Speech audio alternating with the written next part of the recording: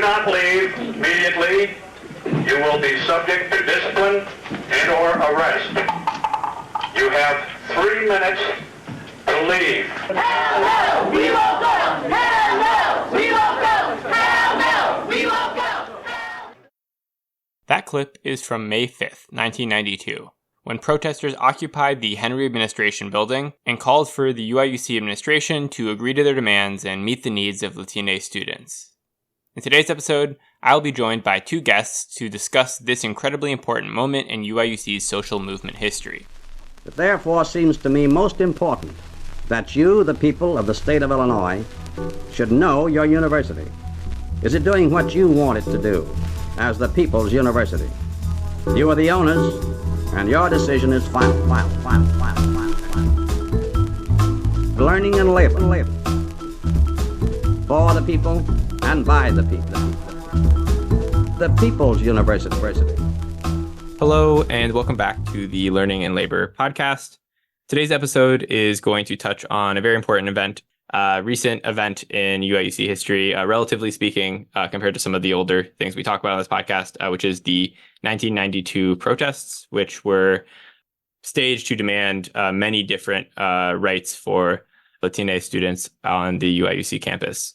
So with us, we have two guests who are going to help us kind of have a conversation about this event and the importance of it. Yeah, would Ray, would you like to go ahead and introduce yourself to start with? Sure. My name is Camas. I am student coordinator for La Casa Cultural Latina, and my pronouns are he, him. And Jackie, would you go ahead and introduce yourself too?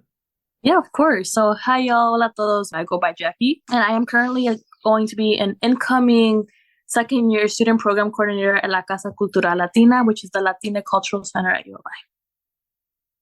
Awesome. Thank you both so much for joining us today. I really appreciate having folks come on who are familiar with this. I guess to start off with, I want to talk a little bit about the background before we get to the year 1992, what the conditions were like on the University of Illinois campus for Latine students and what kind of resources were there.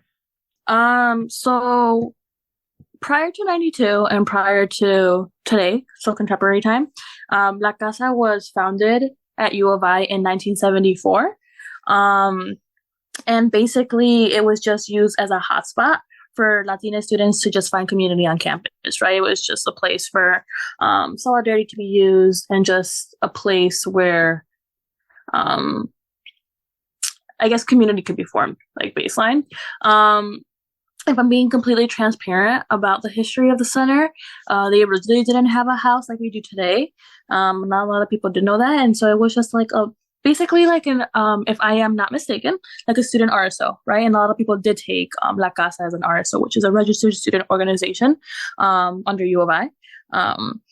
And so initially it was seen and it received funding as such as an RSO. But now it has transitioned 50 years later, which we are celebrating the 50th anniversary of the Cultural Center today. Or not today, but this year. And it's an actual center where people could come in person. But apart from that, Latina students would be on campus. And again, the percentages would be very, very low. So the creation of this cultural center was made, or the intention of it was to increase the retention of Latina students while also forming community. Yeah, so it seems like in U of I's early history, I mean, it's gotten increasingly more diverse over time, but of course it was a very, even more so, predominantly white institution than it is today. And there were very few resources, I mean, even for decades, obviously, until the establishment of La Casa Cultural Latina, there was a long time where there wasn't basically very little, if anything. Ray, was there anything you wanted to add to that in the kind of lead up or what led to the establishment of the Cultural House? Well, I think one thing to kind of add on what Jackie was saying was the fact that the establishment of BNAC as one of the cultural houses that precedes the establishment of La Casa Cultural Latina is very important because that establishment of BNAC was also student-led. And so that inspired our people, our Latina students to protest and have La Casa Cultural Latina established as well as a cultural center. the existence of La Casa Cultura Latina, and even the ability for Latina students to be on campus was because of the demands students made. So people were actually protesting, they were rallying, they were literally at U of I going to administrators and be like, we need to increase the retention, we need more Latina students, we need a cultural center. So student activists and their labor, their work a part of these protests is what led to the creation of all these cultural centers to exist. And a big thing about La Casa too that I really want to emphasize is that we are a unity, we are a collective, and we form unity and solidarity with all the other cultural centers, right? So La Casa Cultural Latina doesn't stand alone. So also emphasizing the existence of the Native American house, the Asian American house, BNAC, and then Salam, which is a new Middle Eastern cultural center. But apart from that, there's other the Women's Resource Center and the Gender and Sexuality Resource Center. Yes, thank you, Ray. I appreciate that. International education as well. We are formed diversity and social justice as well. So there's like about 9. So it's not just ethnic related; it's also just identity based, right? So I think that's also a big point to point out. It's not just ethnic based. Yeah, that's definitely good to emphasize. I think, especially, I feel like a lot of universities, including the University of Illinois, do like to kind of pride themselves on their diversity. And I think it's definitely always worth saying that the resources to support students from various different backgrounds are always won through the struggle of those students and not something that the university has simply, granted to them. And that, in many times the administration were, dragged along to these kind of resources existing rather than being something that they were, did out of the kindness of their hearts. And that's, I think, a very much emblematic in 1992 as well. With that being said, I guess we can maybe switch to talking a little bit more about that and moving forward a little bit in time from the 70s to the 90s. And I guess my first question for either of you is just how did you first hear about these protests and what kind of sparked your interest in them? I'll go first.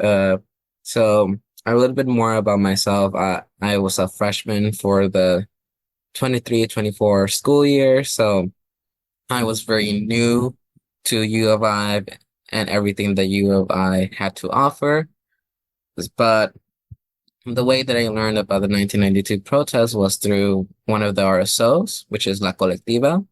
La Colectiva is an RSO that it's very much geared towards Latina student activism and activism towards the demands of Latina students. And one of the very first meetings, if I remember correctly, they told us about the 1992 protests, and they had the demands of the 1992 protests. And so that also piqued my interest to learn more about the history of Latina students here on this campus. Yeah. So for me, originally, it was honestly through word of mouth. I participated a lot in La Casa and La Casa events. And just by solely being in the space, you hear about or you question, right? Like, oh, how did this place get to be here? Like, what is La Casa? What is its mission? What do we do? And then once you ask the basic contemporary questions, then you're like, okay, but who did it? Who was there? And so for me, word of mouth, I asked a lot of questions. But I think just more specifically, not only, we'll talk about this when we talk about 92, but we have a Latina Latino Studies program at U of I.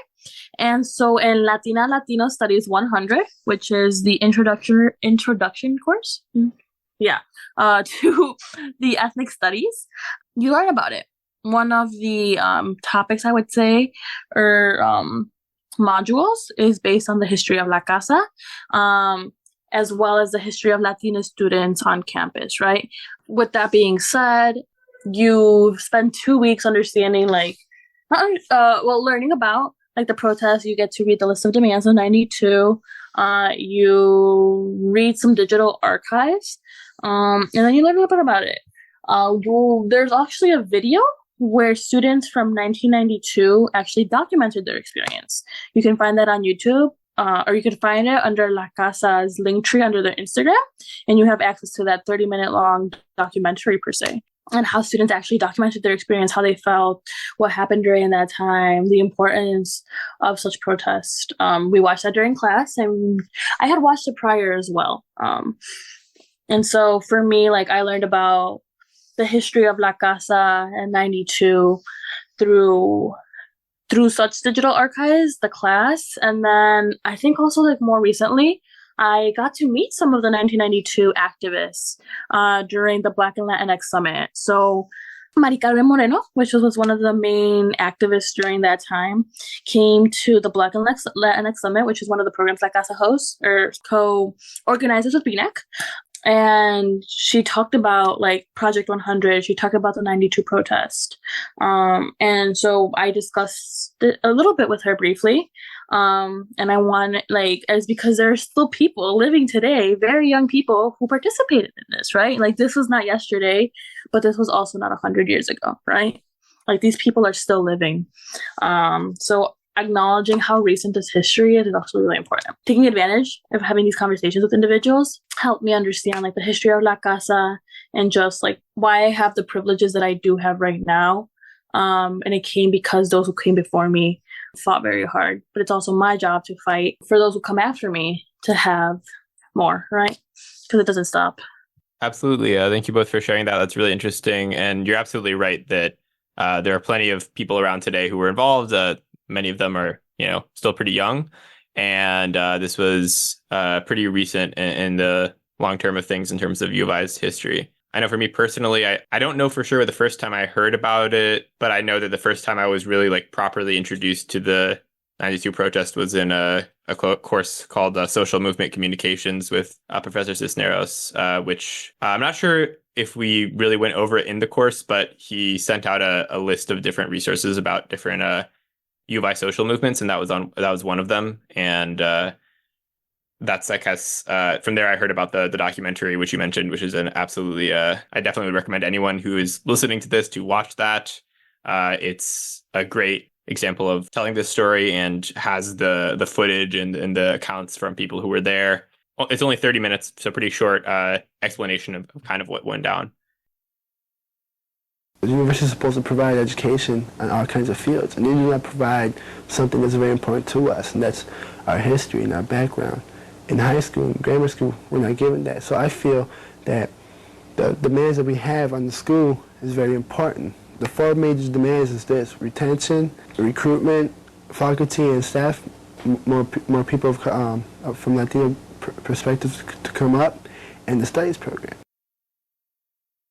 Okay, so with that being said, I guess let's go ahead and dive into, like, what exactly happened. My plan was kind of just to go through the demands themselves, because I think they kind of illustrate what things were like before the protest. The very first page of this document, Latino student demands and solutions, spring 1992. The first section is called recruitment and retention, and the first demand is we demand a breakdown of the term "quote unquote" Hispanic. So a little background information regarding the term Hispanic, and let's start with the word Latina. So Latina or Latino, more recently Latina or Latinx, to be more gender inclusive, are terms that people who have ancestry, either by birth or by heritage, to any country in Latin America, whether it's like Mexico, Brazil, even Colombia, Honduras, right? Those are all Latin American countries. However, the term Hispanic applies to people who have who speak the Spanish language. So that also includes Spain. So the term Hispanic was a legal or political term introduced, I believe, formally introduced in like the 80s or 70s. It was a census term that people could identify with. And so when individuals would fill out the census in the 80s, they would only have access to the term Hispanic for demographic purposes. And so when we look at 92, students didn't really like the term Hispanic because they felt like they didn't really align with it. Because it was just a word for demographic purposes. And so there's a lot of political ambiguity with it. the relation to Spain in itself and it being like a colonized force.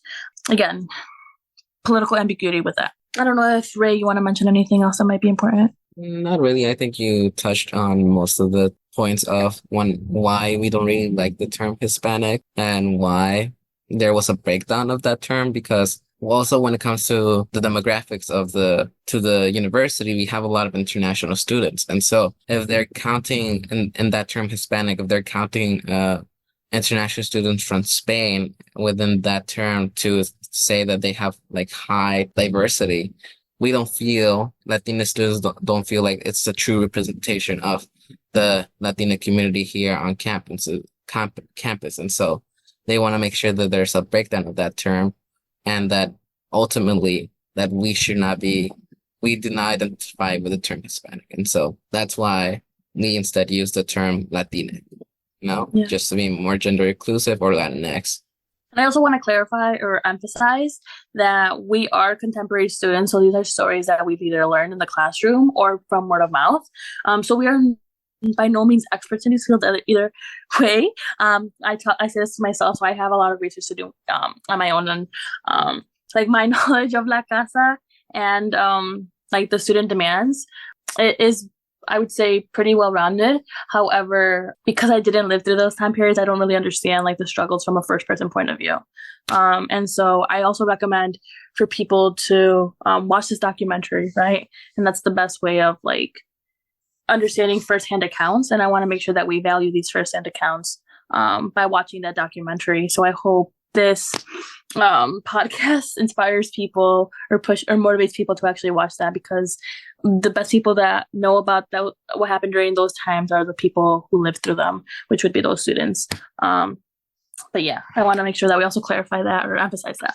Yeah, absolutely. And to kind of wrap this up, like what specifically is listed on the demands in terms of breaking down the term Hispanic is making a distinction between the international students from Latin America or elsewhere and people who were brought up in the United States, to kind of just make that clear for the statistics purpose. Specifically requests, identifying students by geographical region and area to kind of give more information about where people are coming from, and hopefully help clear up some of these issues that can exist in ways the university can frame their demographics, but maybe not accurately portray the reality of the situation.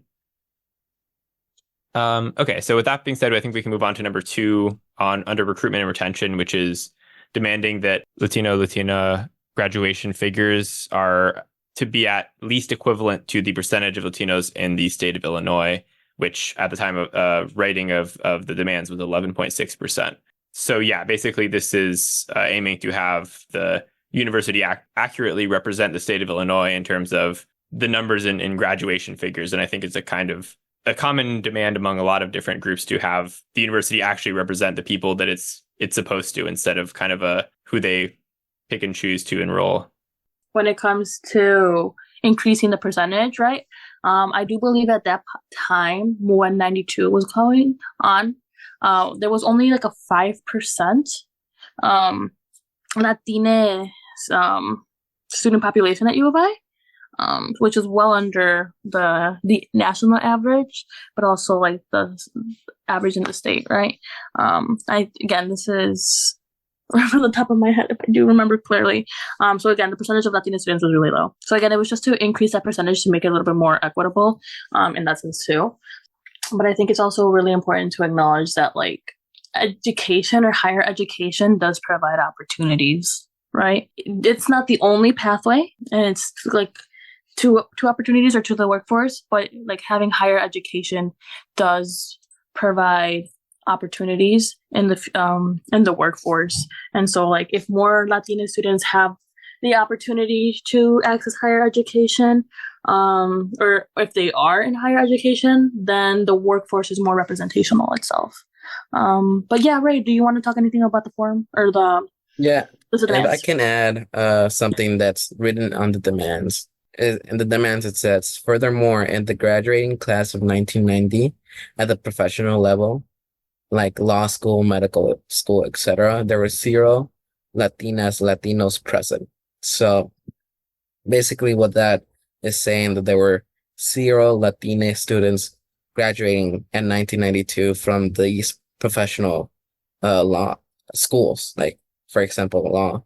And so when it comes to that, the students wanted that proportionality to go into also areas of professionalism, like when it came to the U of I School of Law and the U of I Medical School at that time. It's also very important to emphasize that we're not just talking about undergraduate graduation rates, we're talking about graduation rates for PhDs, doctoral students, and also law and medical students as well. Yeah, I think that statistic and generally the whole passage around graduation rates just kind of shows how well thought out these demands are, because they kind of address every potential way that the administration could potentially meet the demands, but not actually do what they want. And the in-depth breakdown, not just, how many Latina students were attending the university, which was not the reaching that 11.6% number, but how many were actually graduating. And that's why this section is emphasizing not just recruitment but also retention, because the statistics listed for graduation at the professional level, like we mentioned, is 0, and at the doctoral level was a little over 1%, and at the undergraduate level was 2.5%. So these were, in terms of the proportion within the graduating class, so these were very low, and lower than just the overall attendance figures, which are going to probably be what the university will most publicly be visible for. But digging a little bit deeper, we can see that the situation in the 90s, early 90s, was even worse than it might seem on its surface in terms of the actual retention of Latina students. And I think that's kind of exactly what the next point is further emphasizing by demanding a peer retention program and a hard recurring funds for such a program that is proportional to the number of Latina students. When it comes to the peer retention program, that was a program that existed at the time. And so it is talking for point A stronger connection must be established between the peer recruitment program and Latina retention efforts. It is vital that the recruitment officer keep in contact with the students newly recruited in order to assure success. And so basically one of the things that this peer retention program did was there were actually people there to support a student, but they were actually not doing their job correctly, When it comes to, as a first generation student, I can say that it's very hard to come to the U of I because it's a different culture than just different culture from where I'm from here at the suburbs of Chicago. And when you come into a primarily white institution, there are challenges, and the demands. They were demanding that the recruitment officer would, be there to support and ensure the retention of the Latina student. For B, Latina counselors are needed at the counseling center. This is crucial to assist students facing culture shock or any other problems. This position will assist in retention efforts. Again, it's when it comes to being a student here at the U of I at that time. Right now, there are more Latina students here, but at that time there were less. And so when there's not any support staff like counselors that look like you and can empathize with the experiences that you had, it does really affect you mentally, and it does cause for students to maybe think of dropping out or maybe leaving the institution to another institution.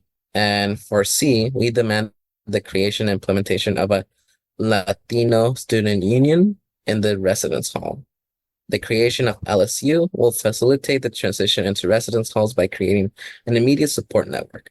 This is very important at this time due to the fact that an increasing amount of Latinas desire to move out of the dorms and into a more comfortable environment where they can find support. And so this is talking more about the experiences of students, Latina students, and how they didn't feel supported in the residence halls, which can be also, again, coming from my experiences here as a first year student. It was very challenging to live the residence halls just because The food is very different, the culture is very different. And so this demand ensures that there was some support between the Latina students that were living within the residence hall, or maybe even having the Latina students live within the same residence hall. And so ensuring that the Latina students had a comfortable environment where they could live. Yeah, just adding to that last point. So today that Latine Student Union under the residence halls is called LSA, the Latino Student Association, and it's still taking place. So it's predominantly because the largest demographic of Latina students in residence halls is in FAR and PAR.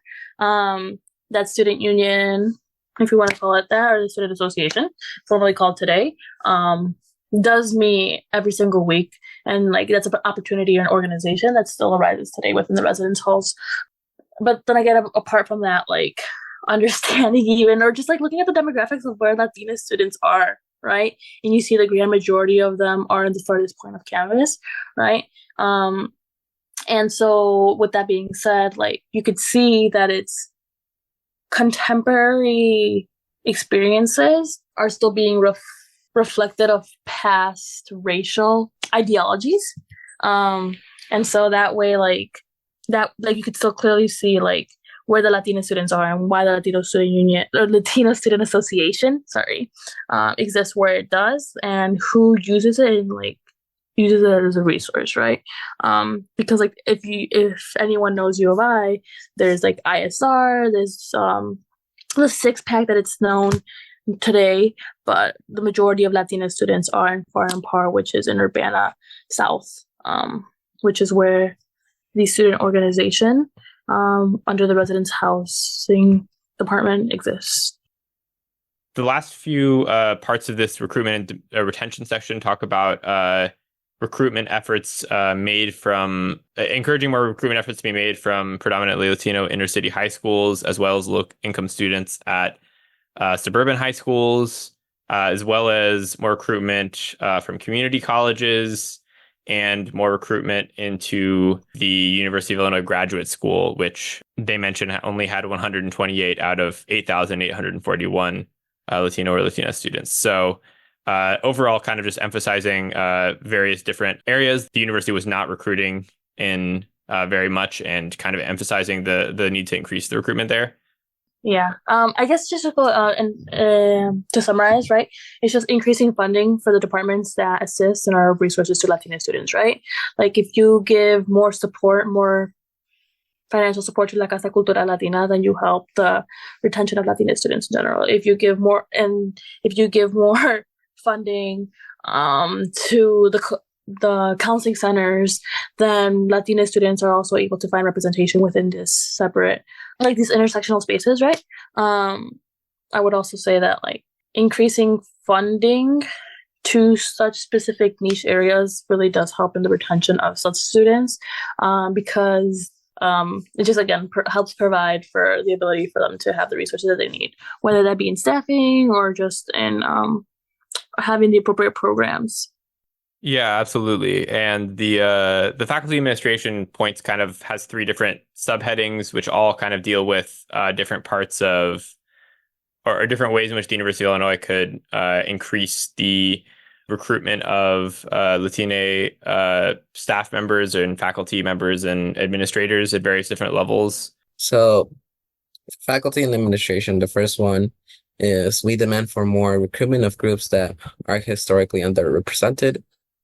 So when it comes to historically underrepresented faculty, I think it's very important that we have professors that represent the student body, and so making sure there are Latina professors, there are African American professors, Asian American professors, just professors that are able to be represented and that usually don't have a voice when it comes to academia. More importantly, and here we have a quote: "A majority of those that self-identify themselves as Hispanic come from Spain or South America. There are only 2 Mexican/Chicano faculty members and 1 Puerto Rican postdoctoral student who teaches Afro-American studies."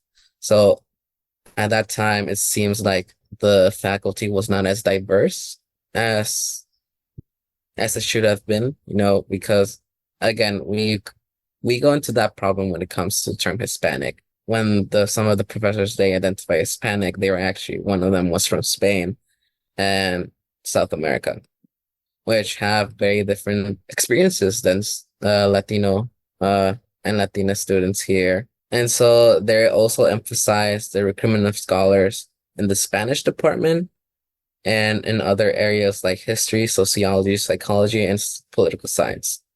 Yeah, and it seems like there was a concern that recruitment has been predominantly or has been disproportionately in the Spanish department, and there hasn't been as many Latinx scholars who were hired in other departments. And the kind of the paragraph ends with saying, yes, we can do more than speak Spanish, and in kind of encouraging a more widely distributed recruitment strategy.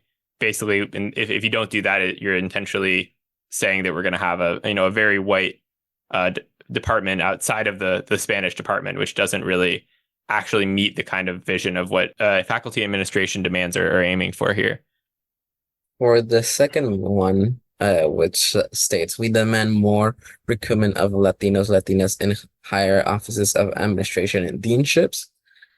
And so here it says that in offices of higher administration, chancellors, vice chancellors, etc., there are 0 Latinos. And so again, making sure that there are administrators who identify with the student body. I don't think, from my knowledge, I don't know if Jackie knows, or from my knowledge, I don't think there has been a Latina vice chancellor or chancellor that I know of. And so I think that's a demand that has we're still trying to reach that demand.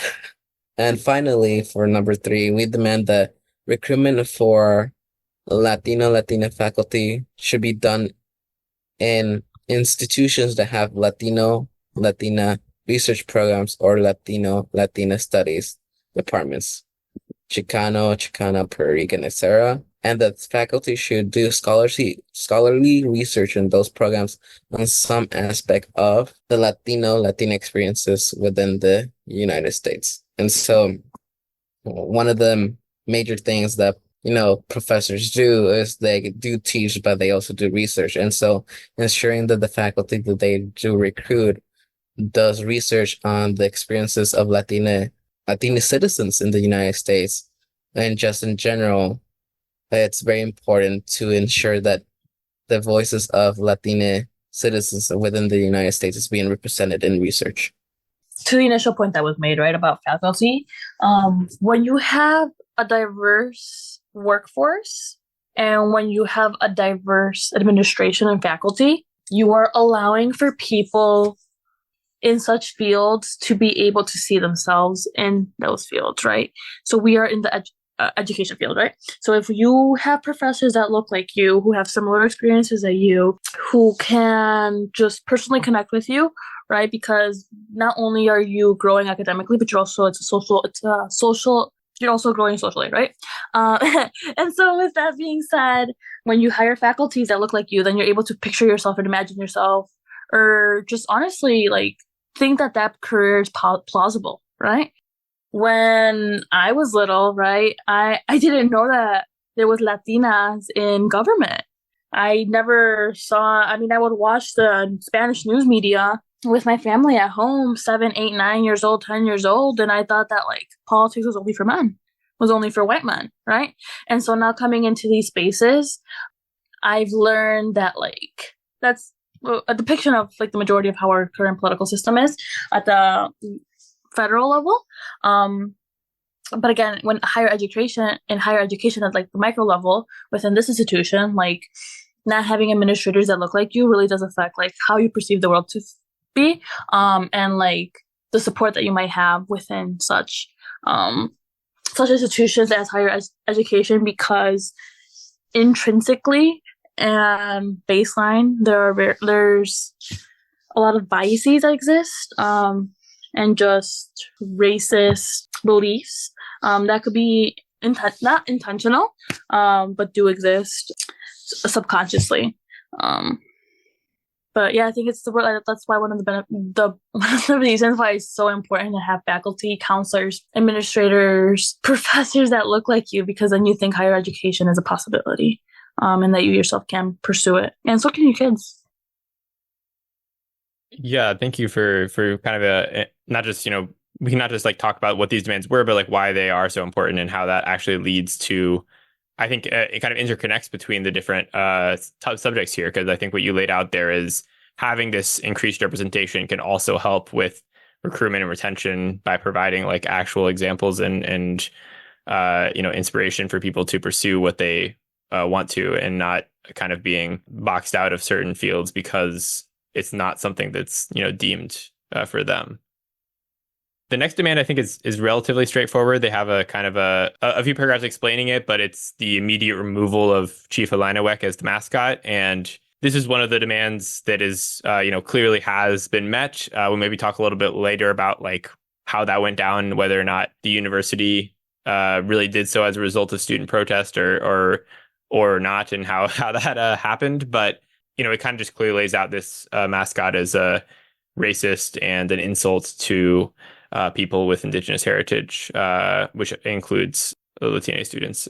So the reason why we no longer have Chief Alinawek as our official school mascot isn't because the administration decided to listen to Latinx activists with this demand.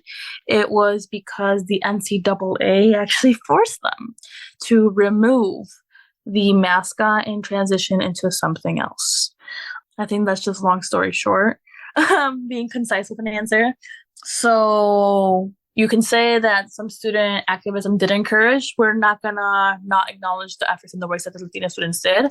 However, the reality is that the big push was from the NCAA for the removal of such images that are racist.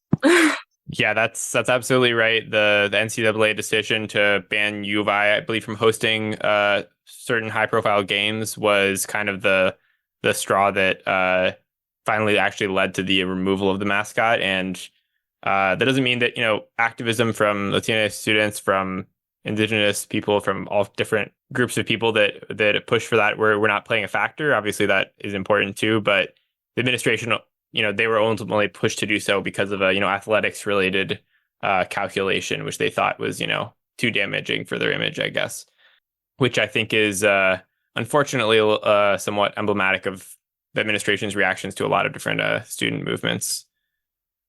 Okay, so to kind of wrap up going over these demands, the last set of demands are all relating to the Latino Studies program, and differentiating that from other programs in supporting that program in different ways. So when it comes to the Latina Studies program, I think there has to be a difference. There is some context when it comes to the difference between the Latina Studies program and the Latin American Caribbean Studies program. And so at the time, there was the Latin American Caribbean Studies program already existed at the U of I. Again, because we have a lot of ties within the international community, we do a lot of research when it comes to Latin American and Caribbean experiences.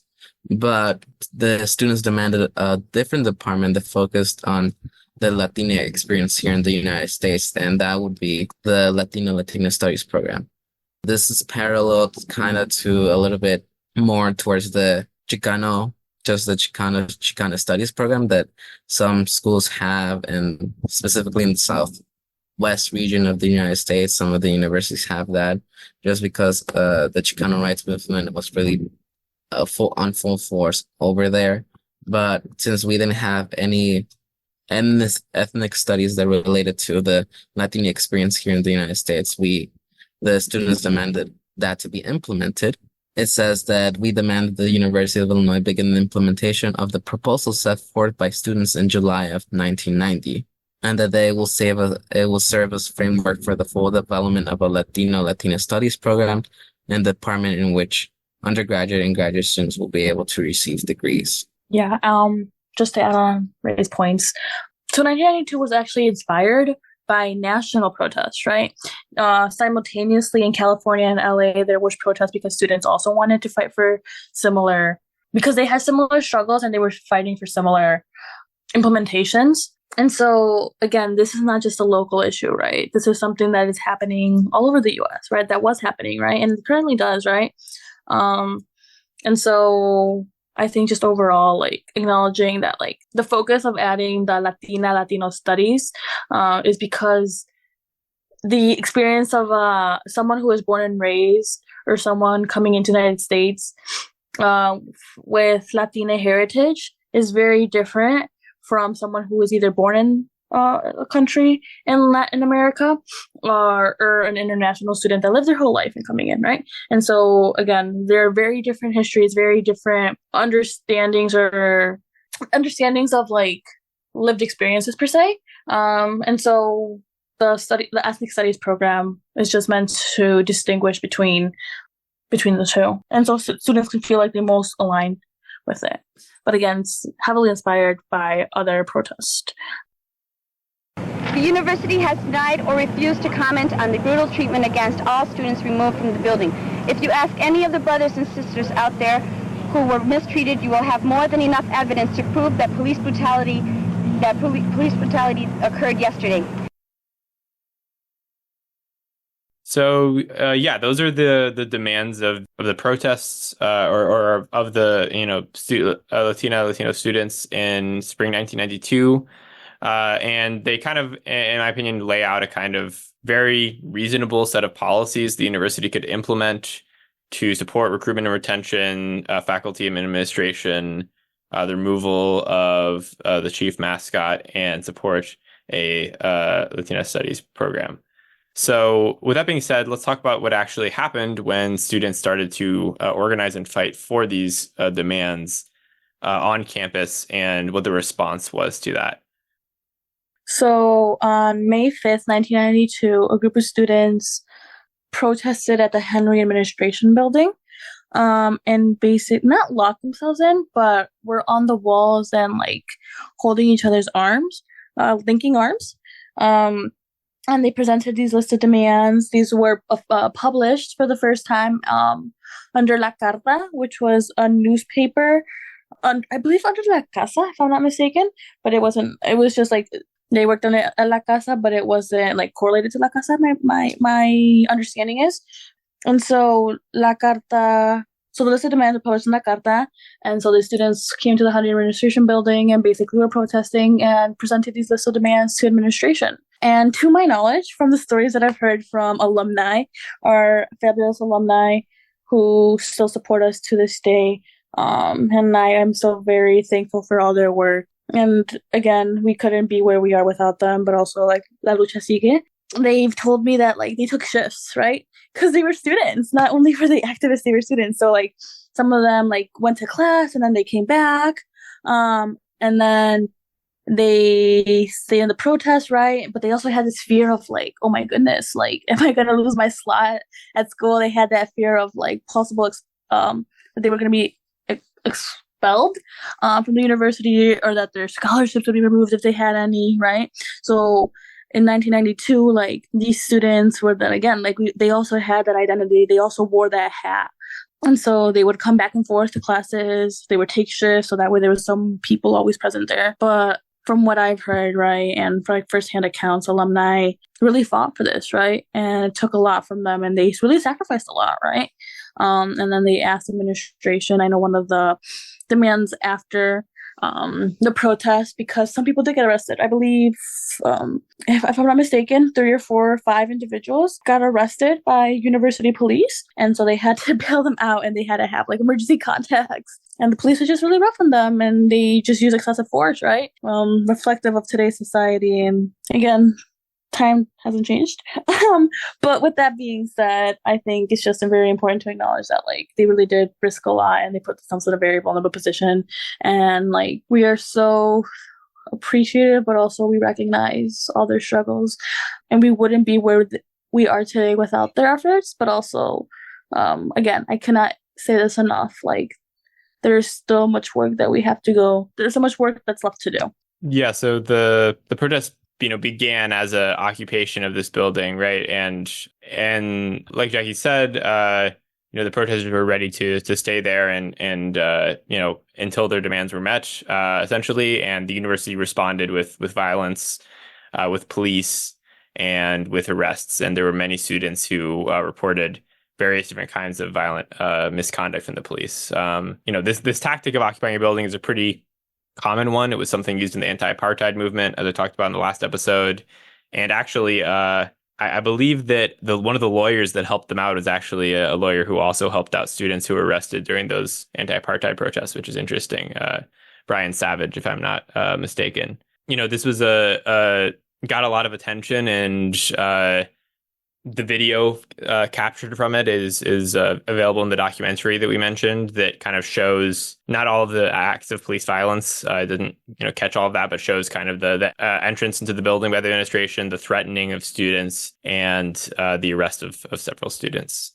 I think one of the things that I want to add is the fact that something that something that we have seen, and to parallel kind of what's going on with the Palestinian movement for justice in Palestine, is the fact that these movements were peaceful. Like, the students on May 5th just wanted to talk to the administrators and go over the list of demands, but it was the police response and the response of the university that allowed things to turn violent, And so it wasn't until the police with riot gear surrounded the Henry administration building.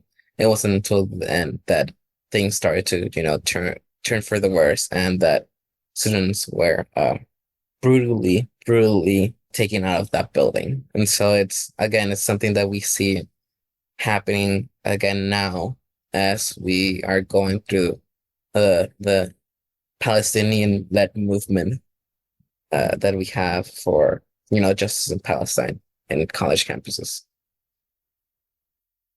Yeah, and I believe that the arrests at the encampment on the UBI campus were some of the first protest-related arrests on campus since 1992.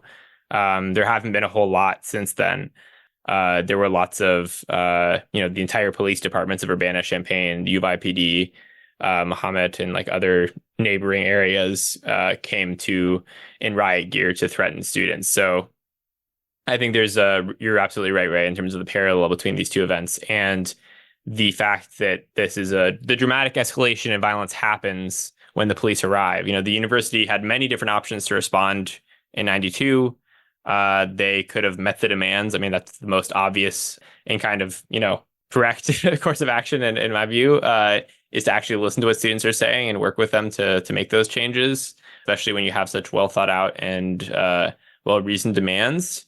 But of course, another option is just to let them protest and not to violently crack down on them, which is what they just chose to do. So I think understanding that is important, and it was not an inevitability that this happened in 92, nor is it an inevitability today that the university cracks down on protests in such a way. There's one other thing that I think is interesting about this. It's something that I think we know a little bit less about, but it was reported on at the time, was that there was some fires around campus at a similar time. Like I said, this doesn't be something we know a lot of details about, but I was wondering if either of you had anything to say about what was the deal with that. So from my understanding, when it comes to the fires, I did some based on some of the archives that we have, on some of the articles that were posted, like after the May 5th protest, was that there were some fires as a result of the students that were imprisoned because of the May 5th protest. And so one of the documents, it stated that there were 29 fire calls. So these calls were reports of fires, smoke bombs, and pulled fire alarms. And there were 7 fires on university property, including 2 fires in the main library. And apparently, based on the article that we have at the time, the Animal Science Laboratory was the most damaged facility on campus as a result of the fire. From my understanding, is that these fires were set as a not as a direct protest to the demands, but as a result of the brutality of the police against the students that protested it May 5th at the Herring administration. Yeah, and as I understand, there were, alongside these fires, which, we don't have a lot of details on, there were just, normal protests happening regarding the arrest of the students as well. And, this was something that was kept up. The organizers, demanding the freedom and the support for the students who were arrested during the protest as well. No, I was just gonna say I didn't even know about the fires. Like that is new to me, and like there you hear something new every day. I mean, it doesn't surprise me. I mean, there's also like news articles saying that like again of like the experiences of students, right? And like this is not something that is new, right? There's archives of students documenting their experiences at U of I, and so like again, that's something to me. So I learned something new. Yeah, it seems to be a kind of a little bit more obscure part of it, but something I think is still interesting to go over.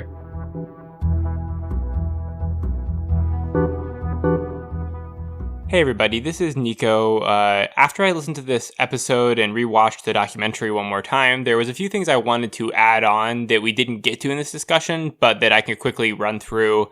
Two things are just to do with the timeline of events and what happened at the protest itself. In the documentary, there's testimony from one of the individuals who was there, who makes it clear that they had consent from the dean to stay in the building beforehand. So the administration essentially told them that they would be allowed to stay in this building when they were preparing to stage this protest. Got him on tape. We got the Dean Jeffries, who heads that department, the Office of Minority Student Affairs. We got him on tape. You said we're welcome to stay here as long as you want. He's like, yeah, sure. So we stayed.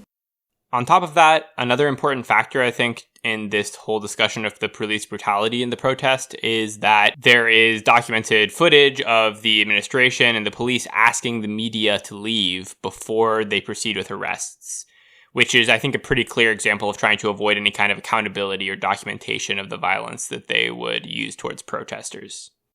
So we're going to start. I'd like for all the news media, the legitimate news media here, to leave immediately.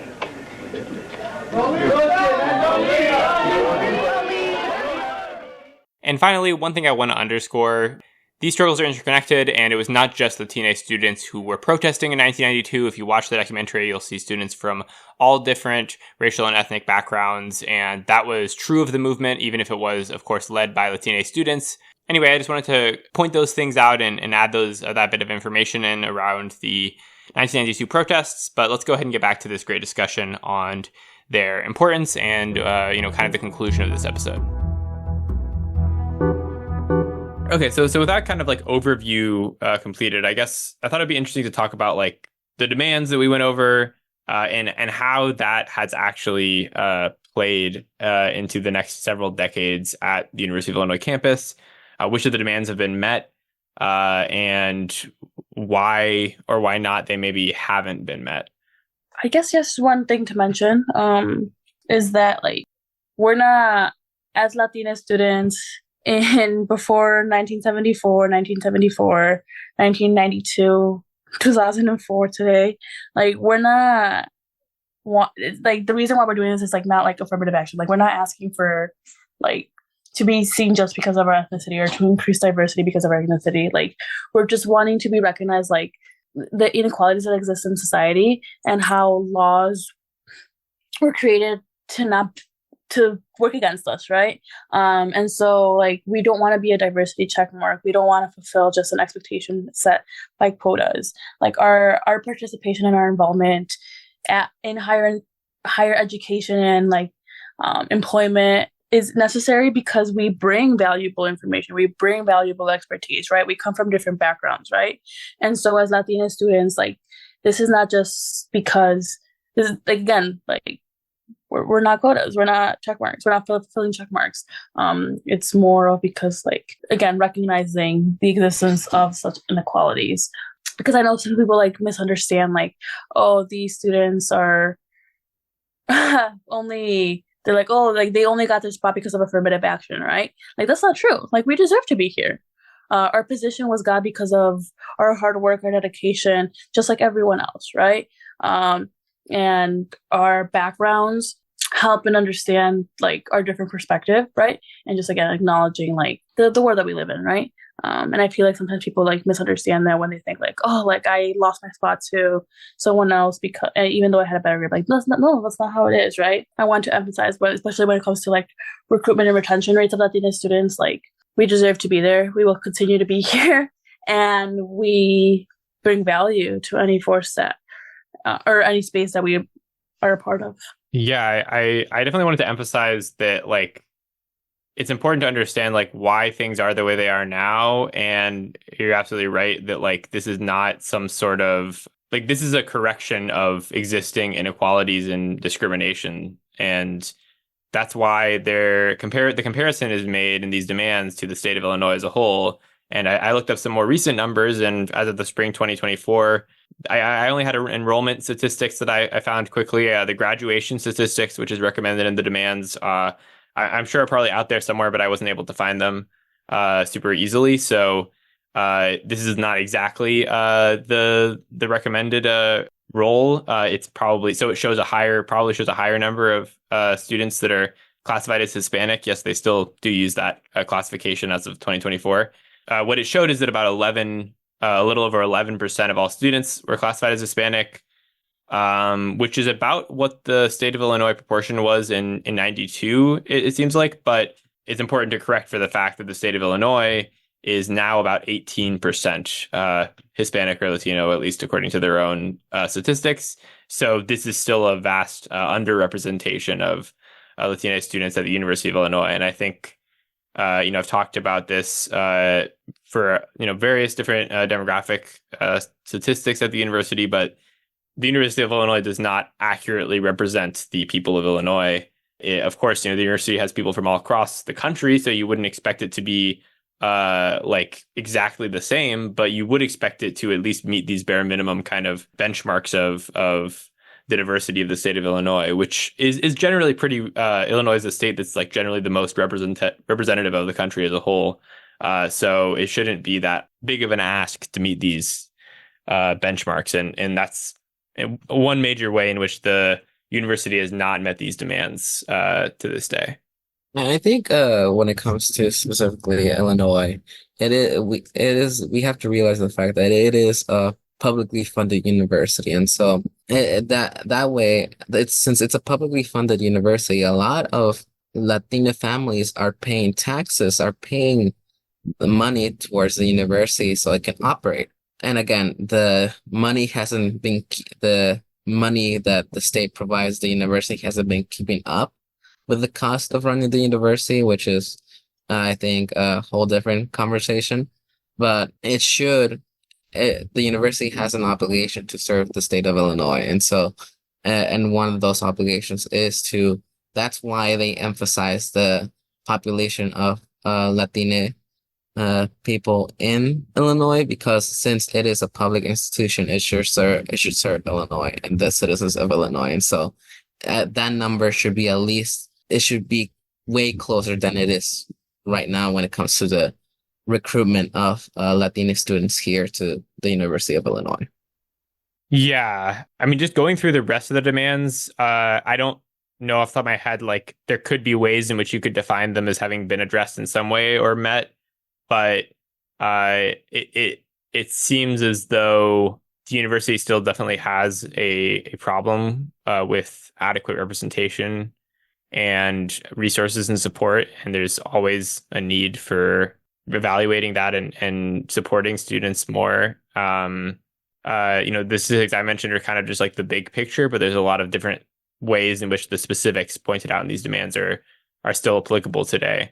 And I think like part of what is inspirational about 1992 is the fact that there are so many students willing to, put themselves on the line to fight for these things. But part of what is also, I guess, frankly, somewhat depressing about it is the fact that the university is able to so successfully kind of avoid accountability for their policies, because I think that, unfortunately, no matter how many students are making these demands repeatedly, they're able to kind of present themselves in a way that avoids accountability for not just their repression of students, but their failures to engage with those students in what they were asking for in the first place. to the point where, the demands that were most clearly met weren't even really because of the protests. They were because of the need to maintain a, high quality athletics program, which I've talked about this in previous podcasts, but among some people is a controversial take, but the university puts like so much resources and money towards their athletics program. It's kind of prioritized over basic student needs, basic, employee and worker needs. And, I love sports as much as many other people, maybe a little bit less than some people, but I don't think it should be getting prioritized to that extent. And what it reflects is not just some desire to support athletics or something. It reflects the fact that the donors that support the University of Illinois, which are predominantly wealthy white people, they are interested in the athletics program. They are interested in things like preserving the racist mascot.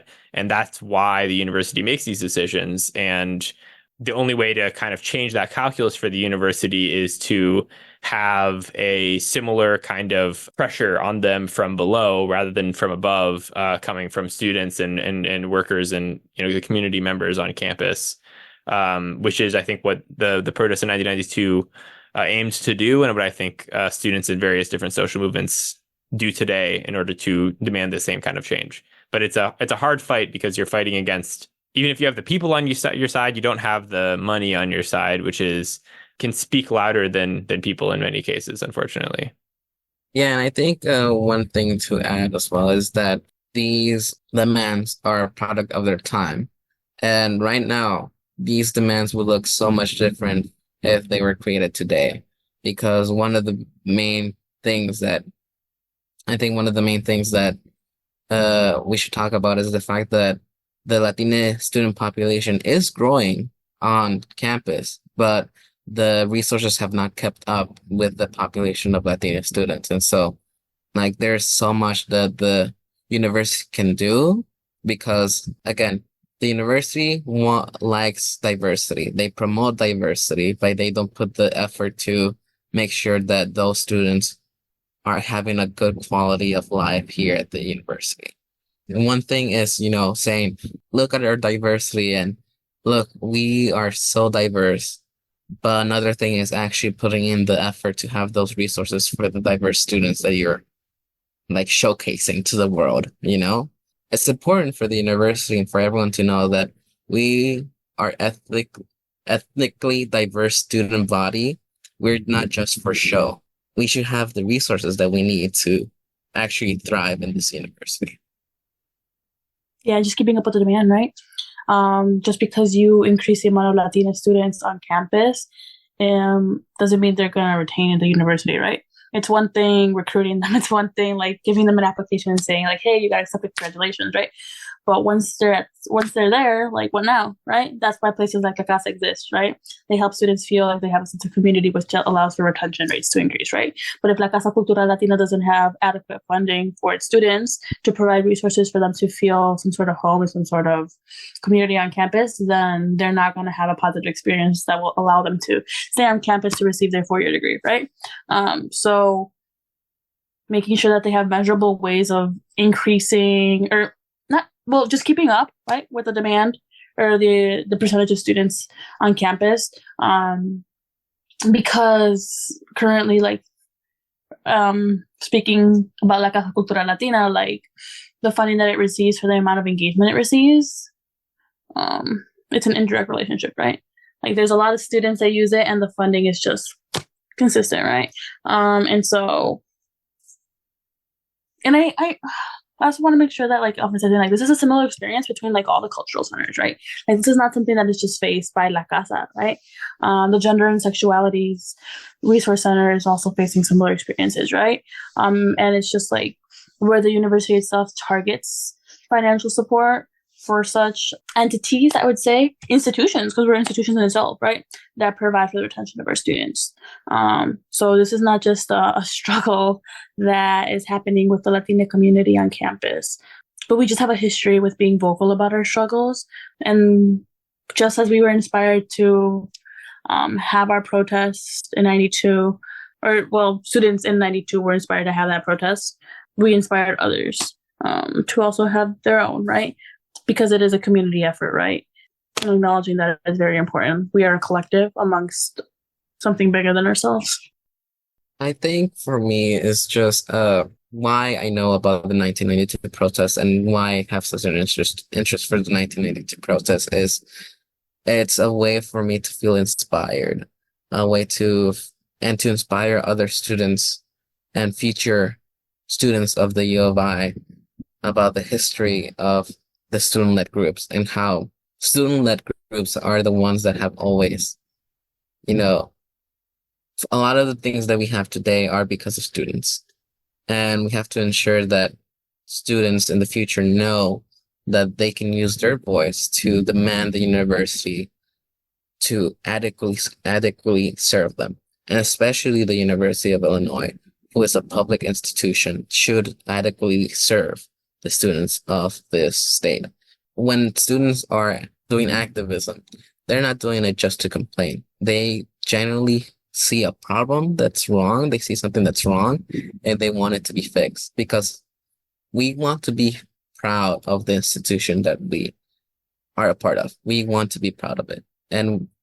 But if there's a problem with the institution, we want to make sure that it is fixed because tuition is so high as well. So making sure that the university is aware that it should serve its students is important, and that we have a voice here in the University of Illinois, and that we should not be afraid to use that voice. Yeah, I completely agree with that. Comes for like the future generations to come, right?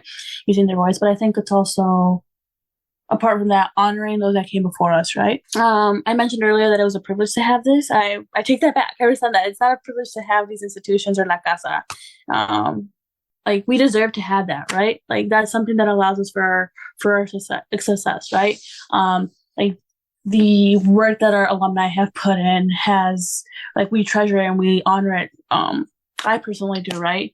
That's why I like hearing their stories. Like I keep them living by passing them on, right? Because all their hard work and the dedication, their sleepless nights, they were just like me, right? The work and dedication that they put towards spaces that they love is a consistent thing that like I feel myself too, right? And so for those who are still to come, hearing these stories, listening to these stories, and making sure that you don't lose them is very important. And making sure that if you do decide to continue these efforts, making sure that you document them, right? Because it is very important, because we want to learn from your efforts and like we want to like research them, right? There's going to come an age where like it's going to be very important for people to like look back and be like, oh my goodness, like this is how they led efforts, right? And we can teach each other stuff through different historical timelines. And so like I'm very grateful and appreciative for our alumni and everyone who participated in the history of La Casa, and just like Latina students on campus in general, because we couldn't be where we are without their efforts and their work. And so just remembering that and acknowledging that your spot here is for a reason, but also understanding the history and acknowledging it and like how you have it and why you have it is very important, right? You are not just there to fill up the diversity checkmark, I say again, but you are a value and an asset by simply being in this institution, right? And use your voice. It's just a collective of all beliefs, right? But yeah, 92 really did start off a lot of, I guess, like the ball rolling per se for a lot of the demands for Latina students. And yeah, our alumni, they're great. Our Latina alumni, a very powerful force. So thank you all for all your work. If you're out there listening, we are very grateful. The Latina community will not tolerate these violent tactics by police and university administration. We are not going to sit back and watch the administration lie to our community, lie to the media, and lie to the students. It is time for the truth to be known and for real justice to prevail. We, the student and community members who participated last night, claim this as a victory, because we know that the community and everyone who believes in justice will win. Thank you so much for listening to this episode of the Learning and Labor podcast. As always, there will be a link to all the sources used in this episode in the description. And I most of all encourage people to check out the documentary called The 1992 Protest, produced by Richard Freeman, which is, I think, the best singular source on this event and has a lot more of the firsthand accounts you've heard a little bit of snippets of in this podcast. I also want to give a huge thank you to Ray and Jackie for joining me in this episode. It was a great time discussing this, and I think a really interesting discussion that hopefully can shed some light on a lot of the themes we like to talk about on this podcast with respect to the role of the university and social movements and protest, as well as the reaction from the administration and how policy changes actually take place at the University of Illinois. So with that being said, thank you so much for listening, and that's all for this episode. So bye-bye. Learning and labor. Station WILL has carried a special program this week giving information about the University of Illinois. If you have been a listener to these broadcasts, you have heard more or less about what the university does, how it does it, and what it hopes to do.